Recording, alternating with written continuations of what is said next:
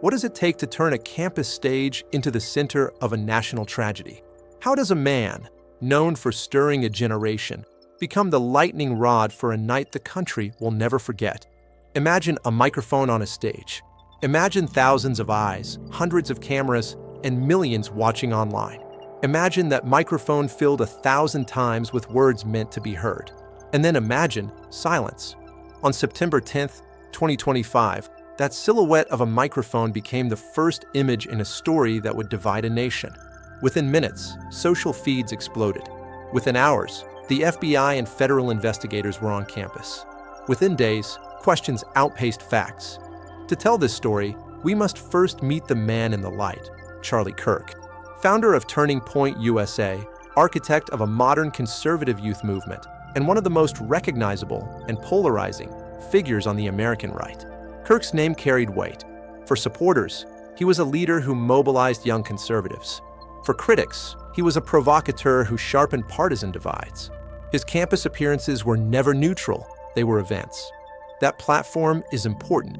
It explains why a speech at a university would draw national attention. It also helps explain the intensity of the reaction when something went catastrophically wrong. Utah Valley University, a large public university with tens of thousands of students. A place of study, social life, and, like most campuses, political activity. On September 10th, the university hosted an outdoor event where Charlie Kirk would speak as part of his American Comeback tour. Security was present. Organizers expected controversy, not catastrophe. A speech like this was intense by design, but planned within the bounds of campus policy and local law enforcement cooperation. Among the crowd that night, investigators would later identify a 22-year-old named Tyler Robinson. Not a public figure, not a celebrity, a local resident who, in the days after, would become the central person of interest in a case with national consequences. Robinson did not fit the profile many imagined for a figure in such a headline-making event. His story wasn't famous. It was, at first glance, ordinary. And that ordinariness deepened the national shock. In 2025, the United States was already fractious. Campus debates over free speech, political organizing, and identity had become flashpoints. Charlie Kirk's voice was one of the loudest in that storm. His speeches didn't just persuade, they provoked. That symbolic quality helps explain why the shooting at a campus event didn't stay local. It rippled outward, touching politicians, pundits, students, and strangers worldwide. On the morning of the event, social media lit up. Some excited to see Kirk, others prepared to protest. Organizers posted routine schedules. Cameras were set. People took their seats. In that mix of excitement and apprehension, one unknown variable moved among them. The person investigators would later point to as the shooter. At the time, nobody noticed anything out of the ordinary. That, too, would become part of the story. This part of the film is not the crime scene. It is the stage setting for understanding why the shooting mattered so deeply. It is an explanation of the people, the place, and the times, the ingredients that, together, made an ordinary campus night into a national tragedy. What follows in the next part is the timeline, the sequence of moments that turned expectation into shock, told minute by minute, witness by witness, and evidence by evidence. And if there is one question that hung over every headline and every candlelight vigil, it was this: how does a voice amplified for millions meet such an abrupt and violent end on a college campus? And who would stand accused of pulling the trigger? Imagine a microphone on a stage. Imagine thousands of eyes, hundreds of cameras, and millions watching online. Imagine that microphone filled 1,000 times with words meant to be heard. And then imagine silence. Within minutes, social feeds exploded. Within hours, the FBI and federal investigators were on campus. Within days, questions outpaced facts. Kirk's name carried weight. For supporters, he was a leader who mobilized young conservatives. For critics, he was a provocateur who sharpened partisan divides. His campus appearances were never neutral, they were events. Utah Valley University, a large public university with tens of thousands of students.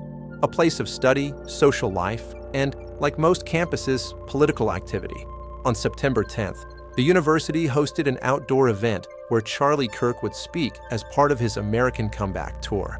Among the crowd that night, Investigators would later identify a 22-year-old named Tyler Robinson. Not a public figure, not a celebrity, a local resident who, in the days after, would become the central person of interest in a case with national consequences. In 2025, the United States was already fractious. Campus debates over free speech, political organizing, and identity had become flashpoints. Charlie Kirk's voice was one of the loudest in that storm. His speeches didn't just persuade, they provoked. On the morning of the event, social media lit up. Some excited to see Kirk, others prepared to protest. Organizers posted routine schedules. Cameras were set. People took their seats. This part of the film is not the crime scene. It is the stage setting for understanding why the shooting mattered so deeply. It is an explanation of the people, the place, and the times, the ingredients that, together, made an ordinary campus night into a national tragedy. And if there is one question that hung over every headline and every candlelight vigil, it was this: how does a voice amplified for millions meet such an abrupt and violent end on a college campus? And who would stand accused of pulling the trigger? The moment the shot rang out, a sprawling machine switched on, one that moves slowly and deliberately, with evidence as its fuel and patience as its engine. This is the story of that machine, the investigation. In the hours after the shooting, local police sealed the area and called in federal partners. Campus security, Utah State investigators, the FBI, and the ATF converged on the site. Their first duty: protect evidence before it could be contaminated. Crime scene technicians photographed the entire area, cataloged every item, and began the painstaking work of creating a record that could survive cross-examination in court. In violent, public cases like this, those early, methodical steps become the backbone of the investigation. Among the countless pieces of evidence recovered were two items the investigators knew might be crucial: a towel wrapped around what they believed was the weapon, and a screwdriver discovered on a rooftop near where shots were thought to have been fired. Scientists swabbed each item, isolating biological material and running it through forensic genetic testing. DNA can be fragile. It can be transferred, degraded, or mixed, so analysts run controls, multiple tests, and independent verifications. But when the science is strong, the results can be devastatingly precise. In this case, the DNA profile from the towel and screwdriver matched a single person, a 22-year-old named Tyler Robinson. The discovery would prove to be the turning point for investigators. Once the DNA link surfaced, the response escalated. The FBI called in specialized units: forensic analysts, behavioral profilers, digital forensic teams. The ATF assisted with ballistic reconstruction and weapon analysis. This was no longer just a local homicide. It was an event with national security and political implications. FBI director statements and press briefings framed the investigation as a top priority. Agents urged the public to share any photos or videos from the event and offered a reward for information. At every turn, officials emphasized the need for community cooperation to help piece together the full picture. In modern investigations, the digital trail is often just as important as physical evidence. Agents collected live streams, cell phone videos, security camera footage, and social media posts. Every frame could reveal a posture, a movement, a timestamp, small details that stitch together a chronology. Through careful synchronization, investigators reconstructed the shooter's probable movements and the timing of the gunfire.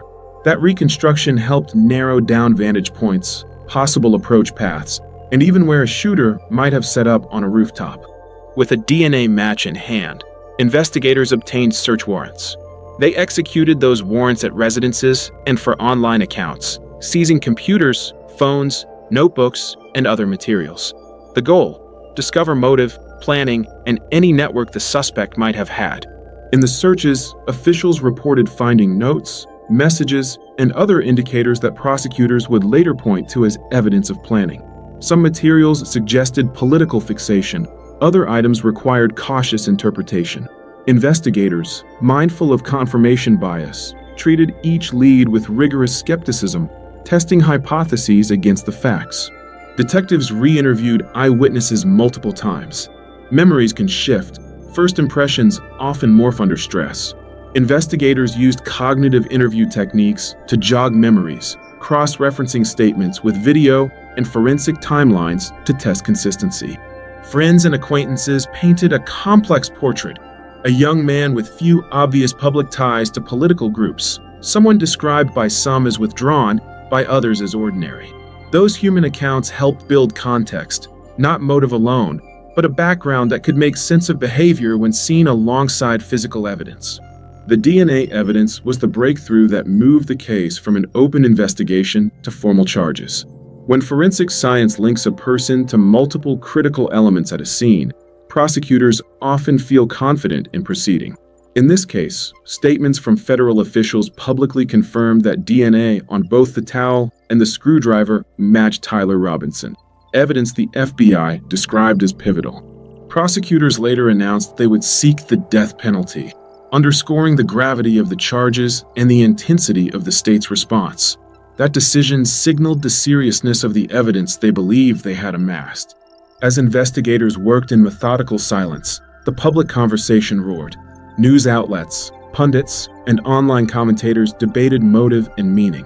Conspiracy theories proliferated, and conflicting narratives vied for attention. Law enforcement repeatedly urged caution. Evidence, not speculation, must guide the story. Officials pleaded for video, for photos, for anyone who might hold a missing piece. In high-profile cases, crowdsourced evidence can be invaluable, and sometimes it is the detail from an ordinary cell phone that cracks a theory wide open. Despite the breakthroughs, key questions remained. Was Robinson acting alone? Were there signs of a larger plot? Had red flags gone unnoticed? Investigators pursued each avenue, searching digital social networks, following money trails, interviewing potential associates. The work of separating intentionality from coincidence, motive from imagination, would continue for months. As the lab results, digital forensics, and witness accounts accumulated, prosecutors prepared charges. The public saw snippets: the towel, the screwdriver, the DNA match, and the arrest. For investigators, however, the case remained procedural, a sequence of verifications, legal filings, and courtroom preparedness.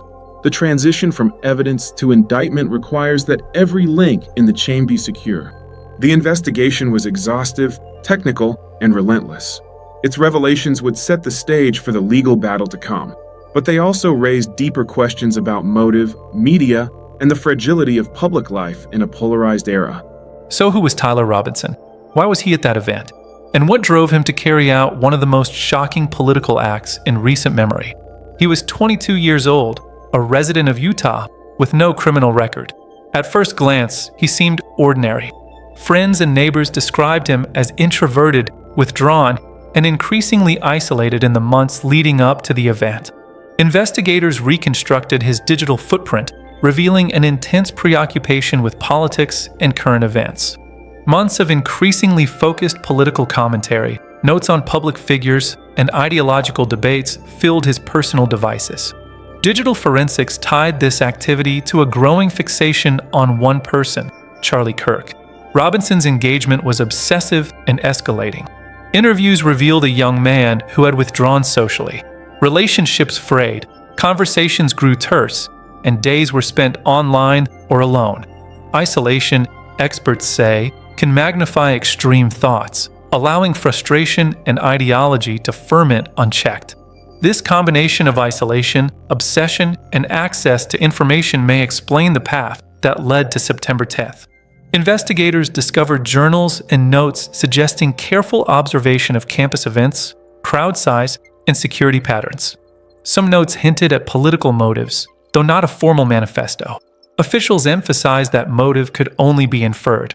Authorities stated publicly that they believed the killing was politically motivated, a strategic decision to warn the public and affirm transparency.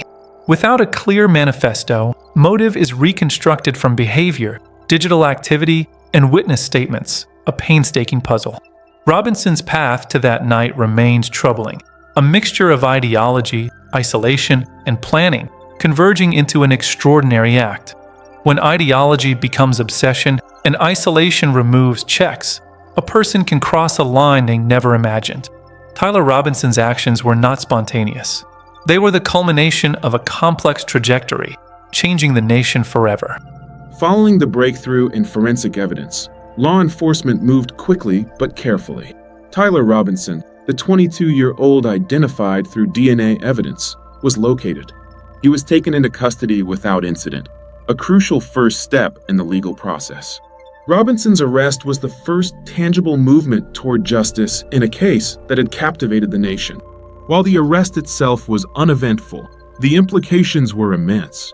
The suspect was now in state custody, and the legal machinery was about to begin its work. Within days, Robinson was brought before a judge for the first time. The courtroom was tense, the air thick with anticipation. Reporters and citizens alike waited for a glimpse, a statement, any sign of how the accused would respond.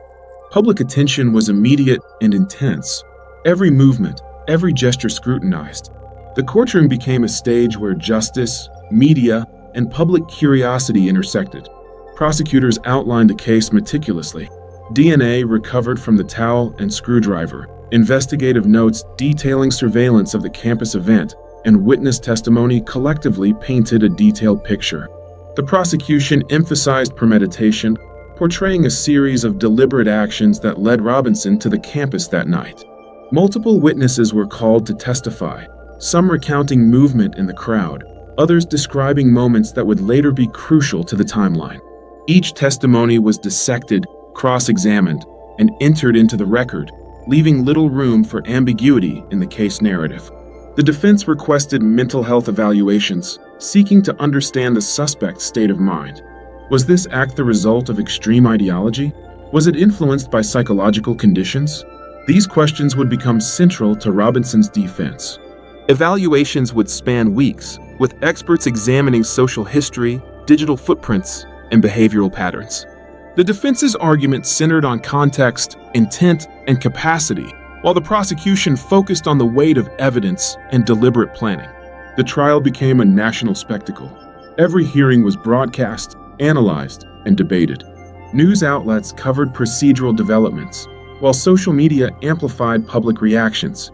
Analysts speculated on motives, legal strategy, and potential outcomes. For months, the case dominated headlines. The media storm presented both a challenge and a backdrop to the proceedings, as legal teams navigated not only the courtroom, but the court of public opinion. Robinson was formally charged with homicide and associated counts related to the shooting. Each charge was carefully documented, reflecting the severity of the act and the evidence compiled by investigators. The charges underscored both the premeditated nature of the crime and its societal impact. The prosecution framed the case as straightforward. DNA, planning notes, and witness placement were all in alignment. The defense, meanwhile, continued to raise questions about mental state, intent, and motive. As of the latest public reporting, aspects of the case remain ongoing. Appeals, psychological evaluations, and long-term legal proceedings are still underway. The legal system, deliberate and slow, ensures that every detail is examined before a final resolution is reached. In high-profile cases, justice moves meticulously, one hearing, one filing, one piece of evidence at a time. While the arrest was immediate, the courtroom battle would unfold over months, defining not only the fate of the accused, but the enduring memory of the crime itself. Arrested, charged, and under the scrutiny of both the law and the public, Tyler Robinson's story had entered the most critical stage, the courtroom. Every argument, every witness, every decision would shape the understanding of that tragic night, and the nation would be watching. In the days that followed, the nation was stunned by the fictional shooting incident. Shock, grief, anger, and confusion rippled across campuses, living rooms, and social media feeds alike.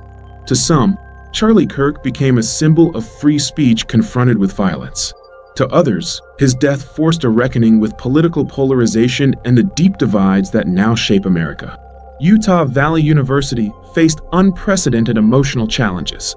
Students spoke of fear, uncertainty, and a sense that their safe environment had been shattered.